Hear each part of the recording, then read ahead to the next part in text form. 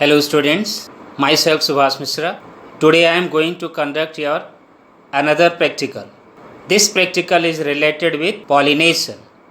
Before this, I have discussed two practicals with you. They are related with pollen germination. Now think, if there is no pollination, then will there be any pollen germination? No.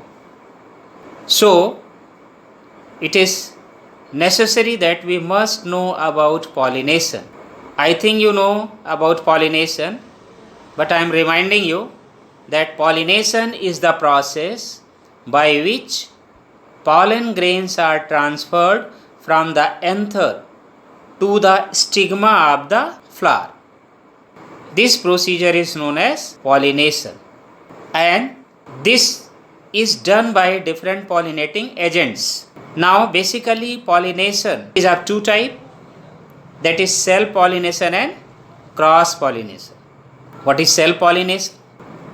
Self-pollination is the process in which pollen grains are transferred from the anther to the stigma of the same flower. This we call as autogamy. And when the pollen grains are transferred from the anther to the stigma of the other flower which is on the same plant, this is also self-pollination, but this type of pollination is known as gautamogamy. Now the second type of pollination is cross-pollination. In cross-pollination, pollen grains are transferred from the anther of one of the flower to the stigma of the other flower which is on the other plant of the same species. This is cross-pollination, and this we term as allogamy. So in this way, pollination is basically of two types, that is self-pollination and cross-pollination.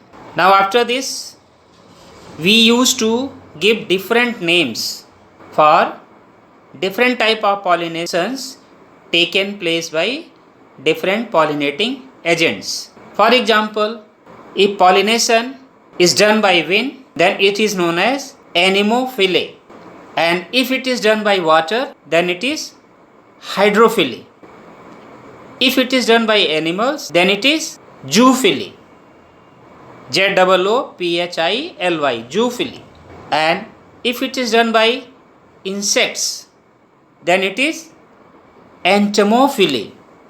And if it is done by birds, then it is ornithophily. In this way, different names are given for different types of pollination on the basis of pollinating agents. Now we will discuss about the practical. So what is the aim of the experiment? The aim of the experiment to study flower adapted for pollination by different pollinating agents.